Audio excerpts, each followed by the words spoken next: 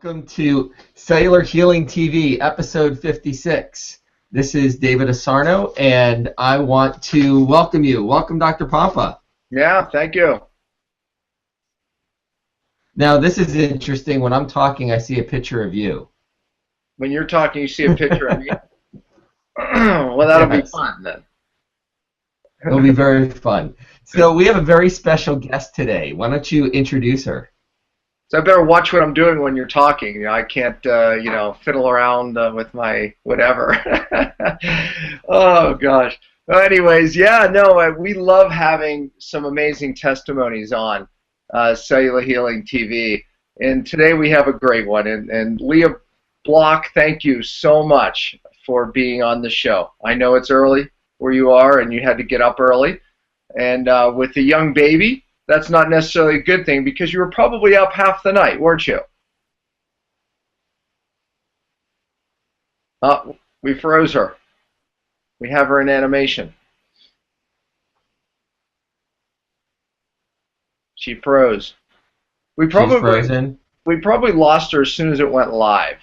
You know how that happened? We lost her as soon as it went live. That's my prediction. Well, anyways, before Leah comes back on, because she will find her way back on, these things happen. Leah, when she first came to me, I knew that she had some autoimmune issues. Autoimmune issues that were really mostly attacking her skin. And I'll let her tell the story about how every pregnancy made it worse.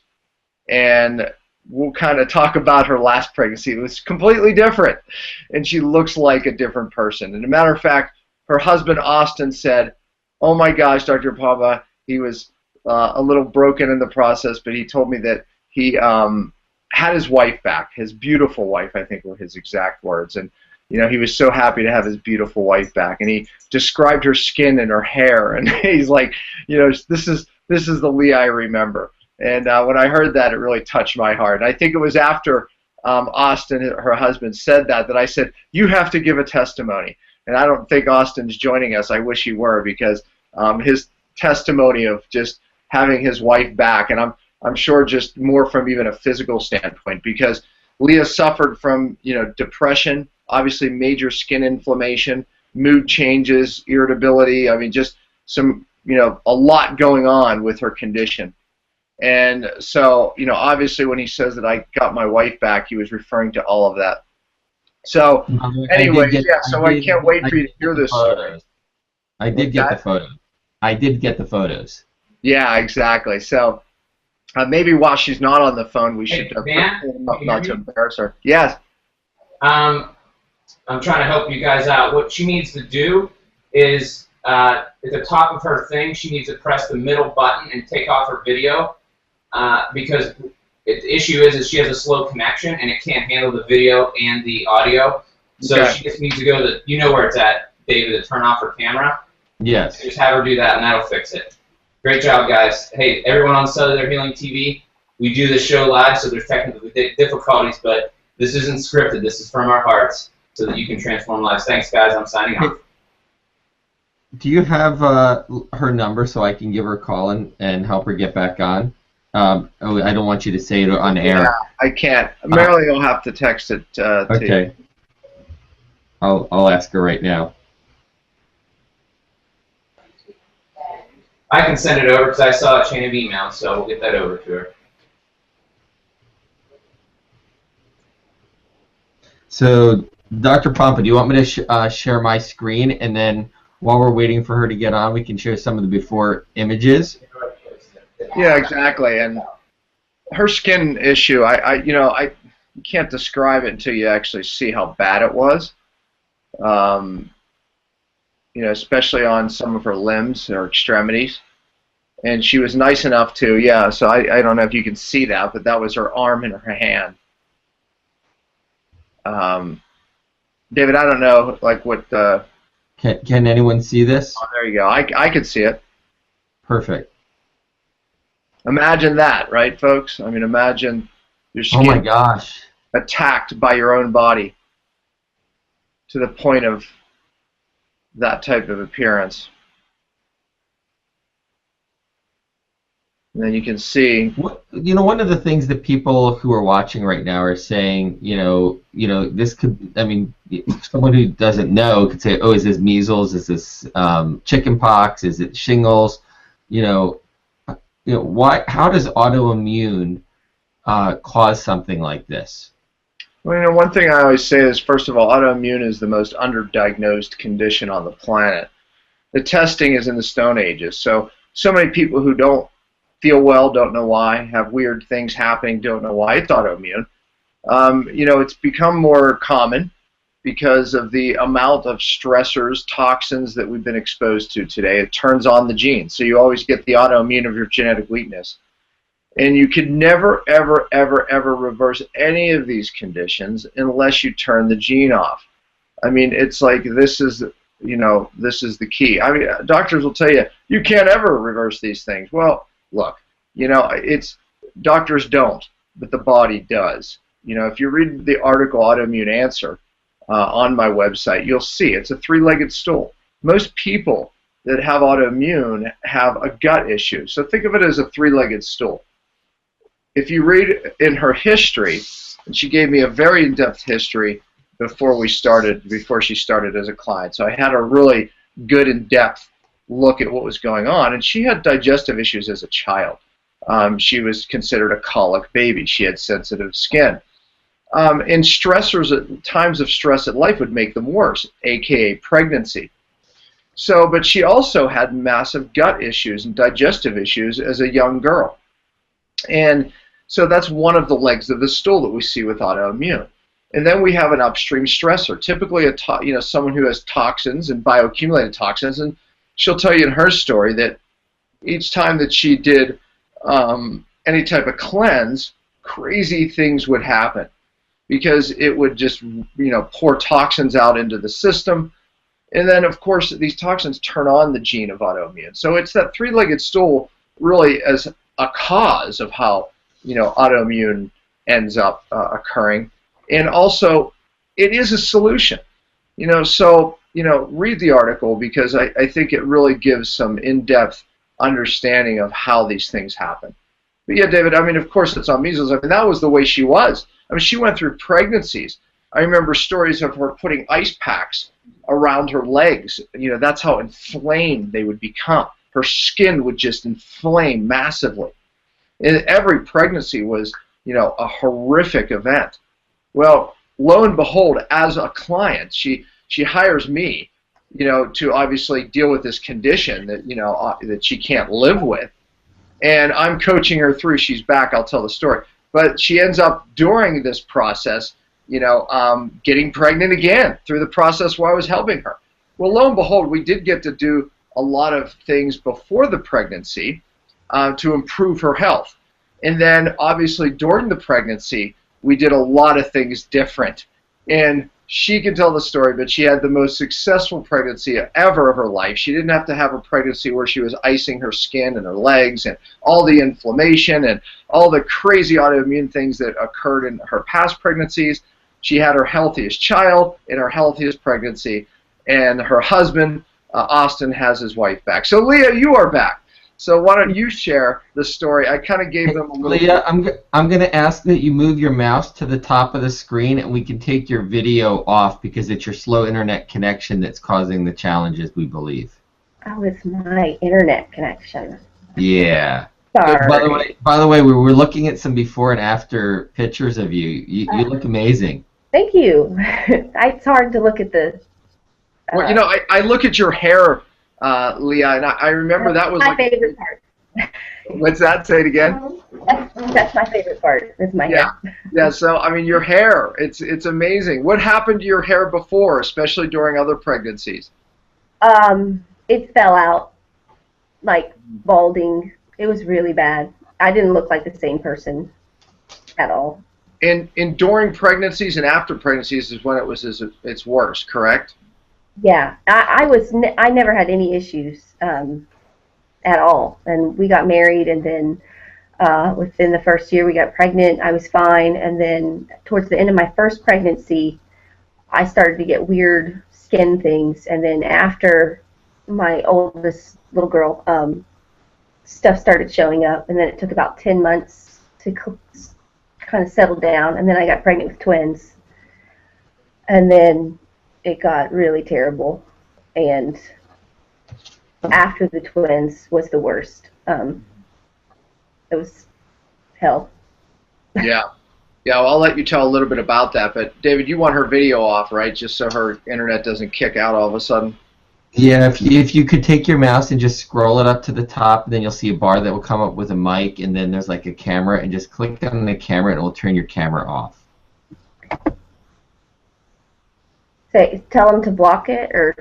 It would just turn your camera off. Like at the top, there's like, if you move your mouse up to the top of the screen, like a little banner comes up. One will be a microphone, one will be a camera with a line through it. Click on that and it will turn your camera off, which will give you more bandwidth.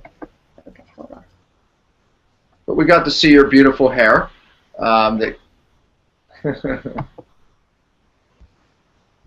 not very technically savvy, guys. When you move your cursor, it should pop up. I see. Oh, wait, over here? Now, when you move your cursor, it should pop up. Oh, wait, I see it. I got it. Got it. Okay. All right. Anyway, she's like me, right? She's got. Okay, so we're gonna, now that at least everyone got to see what you look like, so that's perfect. But anyways, so talk about that pregnancy and what happened and what you experienced. With the twins? Yeah. Okay. Oh, well, it was so bad towards the middle of it that I have a distinct memory of, I'm going to try not to cry, calling my husband and telling him I can never have any more children because I was in so much pain. I had woken up from a nap, and this sounds kind of funny, but it's not. It wasn't at the time. My legs were so swollen and inflamed, and they itched terribly that to take a nap, I went and got I guess I was out of ice packs. I don't really know why I did this. But I got frozen butter sticks and put them behind my legs just so that I could get enough relief to fall asleep. And when I woke up, my skin had melted the butter, and it was everywhere. It was all over the bed.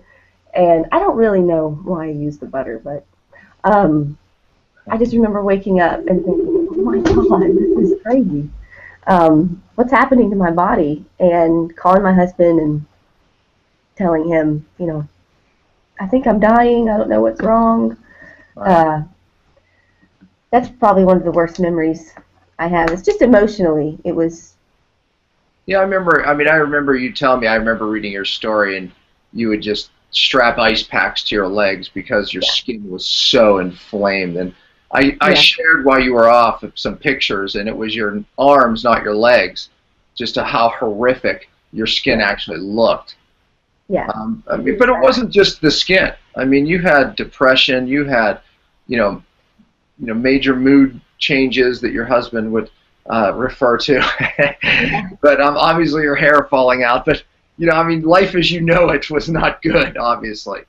Yeah. It's funny because when I don't have a specific diagnosis. Just the doctors never could really figure out. They knew I was in a state of autoimmune, but it was They didn't have a name. It wasn't defined. It wasn't lupus. It wasn't celiac. It wasn't, Hashimoto. It was just something's bad wrong with you and your body's attacking itself. Mm-hmm. And yeah, I think probably beyond the obvious skin stuff, which people think, oh, you just had rashes. No, it was debilitating. I could hardly walk. Austin, my husband, he did everything for us. He had to get up in the morning and make breakfast and take care of my little girl. At the time was 18 months when I was pregnant with the twins. He had to get her ready for the day, while it took me about an hour and a half just to get functional. I couldn't wear regular clothes. The fact that I can wear jeans now in leggings is miraculous. It's the little things that nobody thinks about until you lose basically your life. And it's still an adjustment right now to get used to being able to be more normal. I have to say that. How old is your baby now? Isaac is 7 weeks on Monday. 7 weeks, folks. Okay, so at this point, you know, in past pregnancies, she would be an absolute disaster. So, you know, I mean, this was, I remember obviously you were working with me while you got pregnant. Yes. So at least I didn't make the mistake of saying I got you pregnant.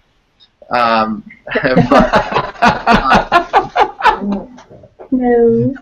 But anyways, I think we all, when you said, okay, you're pregnant, of course there's two emotions that occur. Mm-hmm. You know, joy, and then because of your past pregnancies, fear. Even I had it, Leah, because I felt like we didn't get to do, you know, we obviously did a lot of things, but I still had things that I wanted to do further, you know, detox, well, you know, further detox, I should say. So what was your feeling when when you realized you were pregnant again? I laughed at first, which is why we named him Isaac, because it means laughter, and thought, wow, this has got to be a God thing, because this is wouldn't be my timing. And then I was really scared. But you never let on that you were worried, so that was helpful. But yeah, I thought that you were not going to work with me because I'd be too high risk, and I'm going to do this all by myself again. This is terrible, and I was really scared. And I could kind of tell you were concerned just in your make sure you do this, do exactly as I was saying. Yeah. Yeah. Well, I mean, I felt like, look, you know, you were on my watch. You know, God did put me in your life for a reason at this time. And when you said you were pregnant, I knew it was for this time. So, you know, I really was like, okay, you know, I didn't want to let you down. I didn't want to let God down, because I knew he had me serving him to serve you, you know, at this very amazing time. And well, needless to say, it was a totally different pregnancy, wasn't it? Oh yeah, yeah. Just at the very beginning was reminiscent of the past before you and I really started to get going and on a protocol. But once I got things, I'm sorry, I'll be okay. Yes, it was. It's emotional. I mean, you can tell. Yeah. I think this is almost emotional in a good way too. I mean, you think back about where you were, and you think about where you are now. That's emotional. Yeah. So at the very beginning, it was really scary. I thought, oh my goodness, I'm going backwards. And the first signs were not the skin, like you said. It was more the anxiety, the panic attacks. I remember messaging or emailing you like, oh, I don't know what to do. I started getting all the old symptoms, almost like a psychosis type thing. People think it's weird, but hearing voices and just a lot of crazy stuff that happened to me as a result of toxicity and hormones and all kinds of stuff. But within the first month of working together, complete turnaround. My emotions balanced. Everything stopped going backwards, and within about 2 or 3 months, I started getting better and better.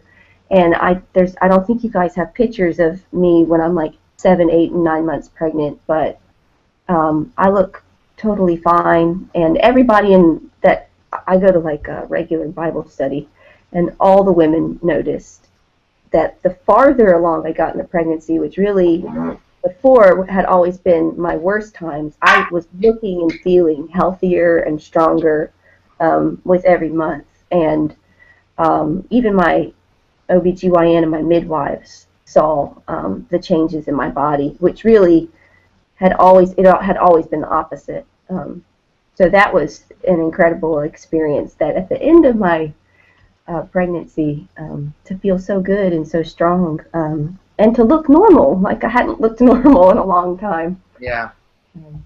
I have pictures of past pregnancies, not this one, and just it's amazing. I doubt you could see it if it came up, but I mean, I'll just show one of them here, but I doubt they can see this. But that's you in Austin at the beach, and you can see the back of your legs.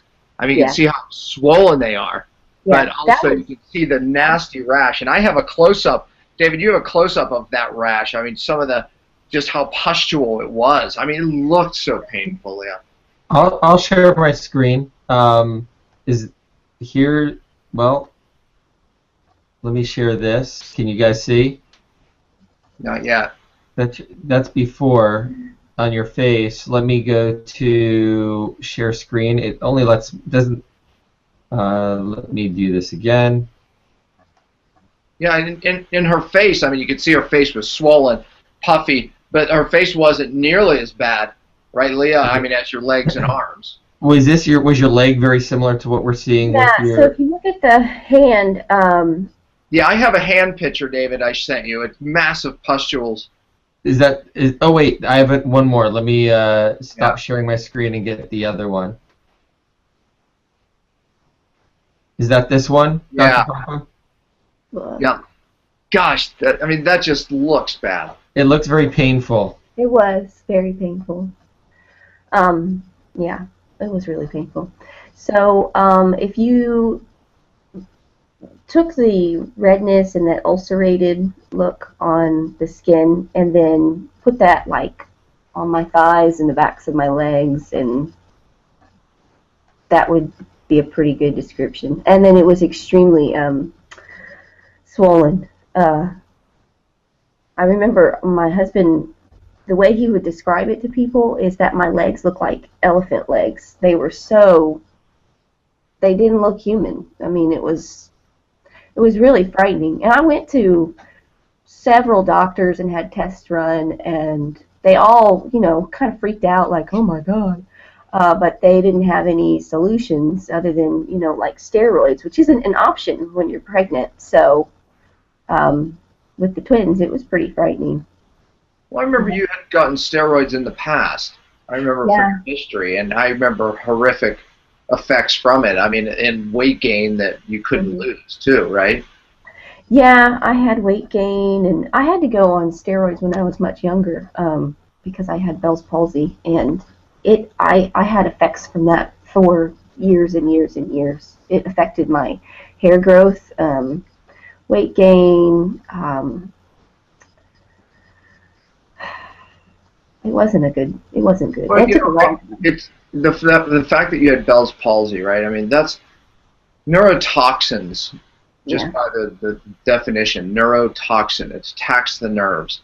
You had signs as a child, I would say, when I looked at your history originally, as a neurotoxic child. I believe you were very colicky even as a baby. Is that right? Yes, I was very. For the first 9 months, my mom said all I did was cry. Most people, and I know that you had high lead levels. My wife got most of her lead in utero from her mom, which set into position. By the way, my wife too had a skin issue as a baby.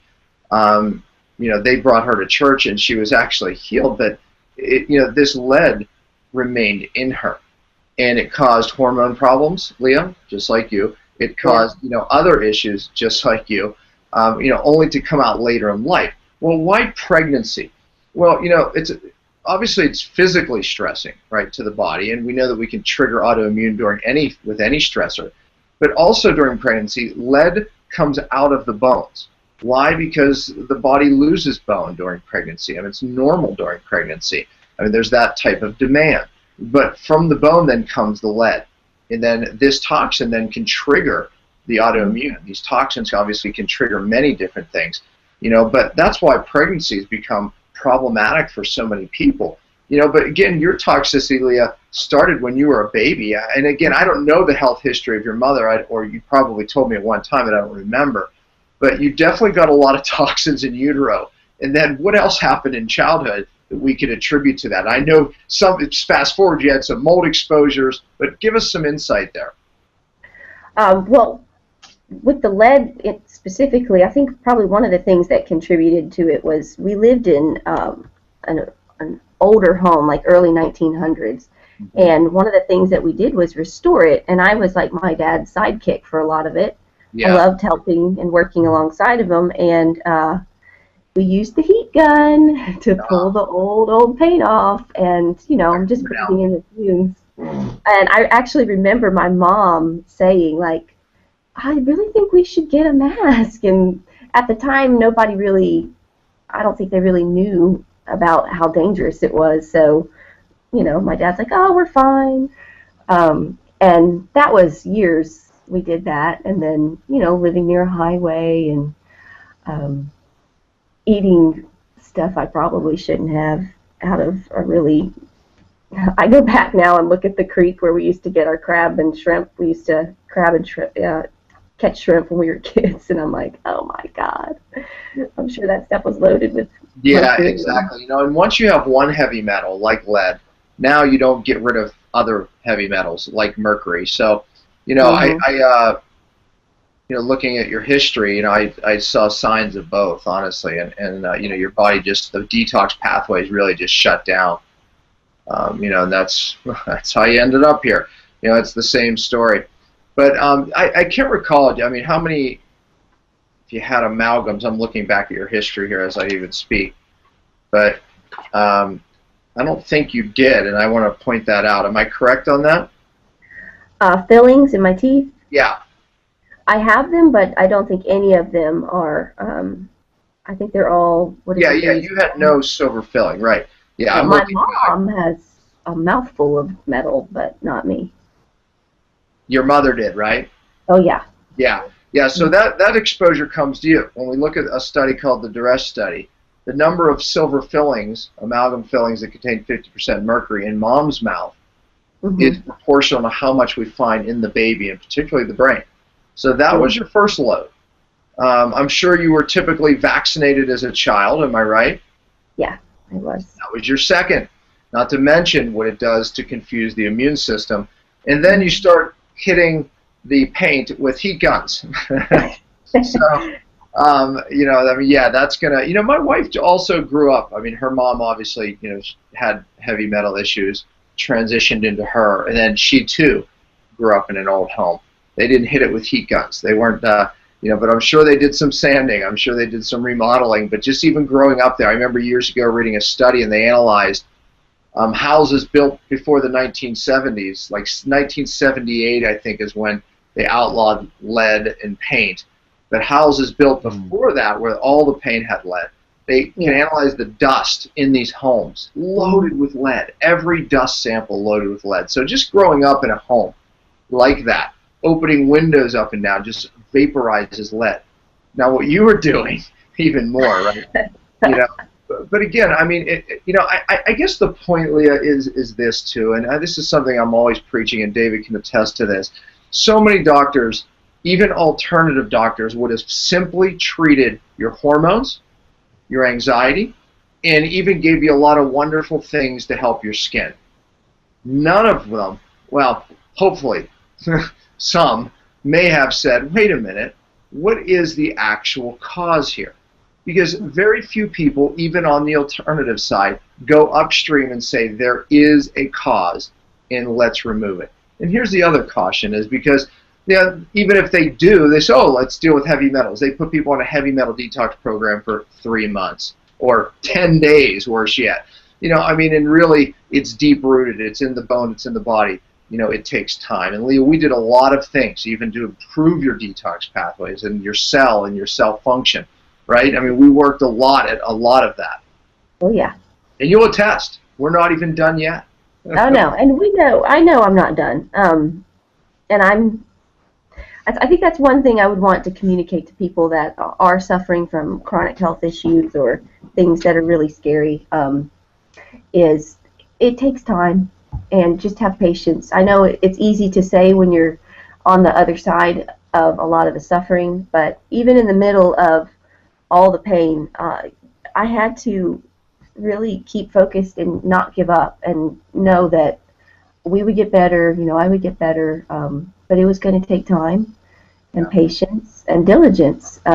So I know I'm not done, but we're looking forward to continuing on, and one day saying, we're done. Yeah. Yeah, it takes, you know, it's a thing, it takes 10, 20, 30, 40 years, you know, to get where people are, and, you know, to think that it's going to just go away, you know, in months is really absurd. My goal, Leah, was always to teach you what you needed to do, right, and continue to do. How to teach you how to fix the cell. And if you don't fix the cell, Leah, you'd never have got well to where you are. Is that true? Yeah, and I think also just all that you have taught me in the process has taken some of the fear factor out, because I mean, you always have hiccups when you're healing, and you do go backwards sometimes for a little while, and that can be really frightening. But now, knowing what I know about the cell and all the different things that we've learned, it's not as scary. I know where I'm going. I know I understand more what's happening, and it brings the anxiety level down some. My goal is always to teach the patient. And David, you can attest to this because you hear me teaching doctors, right? And I'm always saying, these things is like, look, one of my fears when I started, teaching clients virtually, I should say coaching clients virtually, was that I'm not going to be able to do certain treatments. Oh my gosh, because people come into your office and they do treatments. Well, my biggest fear ended up to be the biggest blessing. Because when I went virtual, I had to teach and empower my clients with the knowledge. And you said that was like some of the freeing part for you. But it has been that when you see these testimonies and others, online, it has been that educating the client that is really why, we've had the success that I've had. They've had the success that I've had. So it really wasn't about the treatments. Treatments end. People come into doctors' offices, either they run out of money, insurance, or just get tired of going and they stop treatments. And then what happens, they really never got well. When I went virtually, I really had to educate people on what they need to do and continue to do to get their life back. That's always my goal. And getting away from the treatment model was just the greatest blessing. Knowledge is power. And you said it. It not only empowered you to get well. If I went away, if you never saw me again, Leah, you know how to fix a cell. You know how to detox a cell. Am I right? Yeah. Yeah. Yeah. I mean, I don't want you to go anywhere. But. I know. I'm saying. But the point is, though, is that it really is the long term. When you can get people to do these things, you actually educate them to do them. They continue to do them. That's how I got my life back. I didn't go to a doctor for 3 to 6 months and get treatments. That's not how I got my life back. David, your life changed because of what you learned and what the empowerment that you had through that knowledge. Why is it different? Why is it different? Instead of looking at clients as getting treatments, forget treatments. We need to teach. That is actually what doctor means. And when we teach them, they can do things long enough, whether it's cellular healing, cellular detox, whatever it is, dietary changes, we empower them. That's been the magic. My greatest fear going virtual has been really how and the magic of, how these really, the conditions that people would say it's uncurable or conditions that say are unfixable. The body can do it if you remove the interference, but you got to educate the person to do it. Well, our bodies have innate power, and one of the things that you guys are talking about that so many people, everyone wants this quick fix, and what you said is it took a lot of years for us to get where we are. It's the environmental factors from the womb. It's the environmental factors from growing up. I remember peeling paint off the wall and all these things, Leah, that you're talking about. When you started saying, "Oh, I remember that," and Dr. Pompa saw me, by the way, going through my aha moments, going through the neurotoxic question. Oh, I remember this. And but one of the things that people don't realize, and when all of a sudden you're well, so many people all of a sudden say, well, now I can do this, and now I can do that, and now I can go back and eat this junk. And then all of a sudden, if they do that, they're going to go backwards and reactivate the bad genes, I guess I should say, or I don't know if that's the right terminology or not. Yeah. But what happens is this is a life-changing process that you learn, and it's staying the path and continuing to be different and doing things differently than you did in the past that will enable you to stay with the progress that you've made. Well, and the only way to do that is to educate the person. And David, I remember the stories of mold you know, you're going through the neurotox questionnaire and going, oh my gosh, we had this leak that came down in the ceiling like continually. And I was like, gosh, I had the bulging ceiling in my bedroom, and I remember my dad used to take it, put a bucket underneath, pop it, and just let it drain. And we used to keep a bucket in my room because we didn't have the money at the time to get it fixed. So we kept the bucket in the room, and it constantly leaked, and that's where I grew up. You know, Leah, I know you had. I remember reading it somewhere in your history that you also had some mold in your kitchen. It's, you know, once sensitive to one neurotoxin, you become sensitive to all. You know, and you know, obviously you bioaccumulated metal, you know, these heavy metals as a child. Now all of a sudden you get a mold exposure. This is what I call the perfect storm. You know, it's like, and then all of a sudden you have a physical stressor of pregnancy. You know, it's like boom, boom, boom. Those three fronts come together, turn on the gene, and now you end up with some bizarre autoimmune condition. You know, that was your story, Leah. That's funny. I forgot that the mold stuff was definitely true, David, of me in the home I grew up. So we had the lead and everything, but the house was on the water, and it had this huge basement that always filled up with water, and it would just sit there. And I yes, I had that too.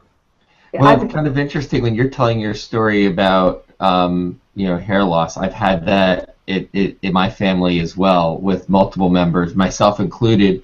It was like in fact, when I was in my 20s, I was first diagnosed with an autoimmune because I lost. Like, I have a heavy beard. I don't know if you can tell I shaved this morning, but you can sort of see the dark line. I'd lose patches of hair on my face, and then my pigment would go away, and I'd have white. I mean, I sort of have dark complected skin. I'd have white pigment patches and no hair. And, you know, I have family members that have lost their hair over their entire body. Wow. Well, you know, the hair thing is a big problem, and anxiety. I would say sleep, anxiety, hair. You know, I mean, these things are typically autoimmune, and people don't understand that. I mean, David, you know, you had that skin issue. I mean, that was autoimmune. But how do people get there? I keep wanting to point it out. You know, heavy metals are very difficult for our own natural detox pathways to get rid of. That's why they're heavy metals.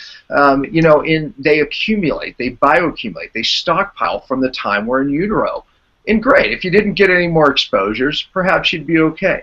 But we start vaccinating kids. We start exposing them to, you know, silver fillings and all these different things in our life. You know, lead, we grew up in the lead generation. Oh, and then we move into the moldy home, the wet basement, which people have no clue. If there's water, there's mold. Mold is a nasty biotoxin. Look at Leviticus 14 in the Bible. You know, it was so serious that God warned his people, if you see this, do this. If it comes back, get out. Burn the house down. Take it to a place called unclean. I mean, this stuff is evil. But you put these major toxins together, like heavy metals, mold, and certain infections, like Lyme disease and others, you know, and add an emotional component or add a physical component, the bottom falls out. The bucket spills over, and you end up with the disease of your genetic weakness. And most often today, we see these bizarre and unexplainable autoimmune conditions. Mm-hmm. So, and Leah, we spent a lot of time in the beginning fixing your gut, right? I mean, that was a big part because, number one, it's a detox pathway. Number two, it's a major, one of the legs of the stool of autoimmune. So that's where we spent probably a few months, remember? Yeah. It's funny because when we first started talking and you were like, well, we got to work on the gut, and I was like, I know. I've done it for years. I studied and researched relentlessly for the first probably 2.5 years of being really ill, and everything seemed to come back to the gut. And then when I went up to a clinic that specialized in this kind of stuff, I had tons of blood work done, and the one thing that they found that was really bad was my gut. It was obviously severely leaky, and it was so discouraging because I had done everything I knew to do. I had done kefir and raw sauerkraut. My diet was pristine. I took tons of probiotics, and it still didn't really seem to do a whole lot. So when you first said gut, I was like, no. But once I realized it wasn't just gut, that was an a part of it, and that there were other things missing that I had to incorporate in, then I was like, okay, we can do this. This will work. Well, you know what? Actually, you raise a great point, because see, here's the point: is the gut's one of the legs of the stool, right? I mean, obviously, you know, the 5 R's and how I describe that. That's how we change gene expression. If you don't turn certain genes off, you're never going to fix the gut. You know, just like you're never going to fix a thyroid condition. You have to be able to downregulate certain gene expression. And really, that's what the 5 R's takes us through. You know, but then there's the upstream stressor. How are you going to fix a gut if you're really not dealing with upstream? The analogy I love to give, it's like we're trying to get fish to live down here in the stream and get all the good algae to come back in the stream, and we keep putting new fish in, aka probiotics. We keep putting new algae in, aka probiotics. But what's happening upstream is there's a factory that's letting mercury out because they're making batteries or something, right? Or lead, and it's into the water, and it's trickling downstream, and it keeps killing all our good algae the fish need to eat, etc. So our little ecosystem down here, despite putting thousands of dollars into trying to fix it, it's not fixing. Until we lower the amount of toxins that are coming in upstream to a certain point, now all of a sudden these bacteria can start taking root, and you know, things will start to happen. And by the way, most of the bacteria that you get in a probiotic, it's typically not the bacteria most people actually need. You know, and if you read Autoimmune Answer, I talk a little bit about that, because you know, we did some really unique bacteria work with you that, you know, obviously you didn't get, you know, in the average place. So, and, Yes. you know, We'll just leave it at that. yeah, probably not the best place to talk about this, but we put some different bacteria, you know, in you, or I should say you did, you know, that really just, you never were, you know, really never was part of any of the protocols that you did in the past. But the point is that, yeah, unique bacteria play a role, but you also have to give it an environment to take root. So really it is that combination of cellular healing, you know, working upstream, and of course, you know, the gut. And in a nutshell, that was it, right, Leah? I mean, that's what we did special, I would say, that all these other practitioners didn't do. Yeah. Well, I remember right before we started working with you, we had gotten your newsletter that you send out, and it was talking about that 3-legged stool. And when we read that, we immediately were like, okay, he gets it. There's hope. Somebody understands. And we knew we could move forward. So yeah, it was not just gut. It was gut, but the detoxification. And I want to bring up that before I was able to work with you, I did do a lot of alternative things. And honestly, I think I probably accidentally made myself worse because I did do a lot of detoxing without realizing that I had a leaky gut, that my detox pathways were blocked. And so it was already hard for me to detoxify, and then I'm dumping all this stuff into my system, and now working with you, I understand why all of a sudden I started getting liver issues, and I was getting worse, and it was because I was just dumping stuff into a broken system, and then recycling it like you teach. Yeah, you were auto-intoxicating. You know, that's part of, you know, what I call true cellular detox. You know, true cellular detox, number one, most people don't go up to the cell. They're down here just in the gut, sometimes in the liver. But it is that combination of avoiding auto-intoxication, bringing it from the cell, assisting it out of the body. I call that true cellular detox. You know, that's what got my life back, you know, in so many. So, David, you were going to say something. Yeah, Leah, you bring up a really good point, and it's something that and Dr. Pompa said, it's auto-intoxicating ourselves.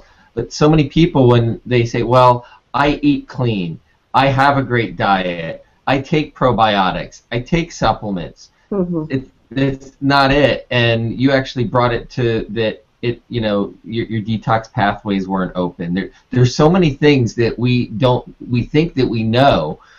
And the problem is, we just don't know there's a process and a procedure to be able to make everything work in harmony together, and that's why so many people don't get their lives back. Yeah. Yeah.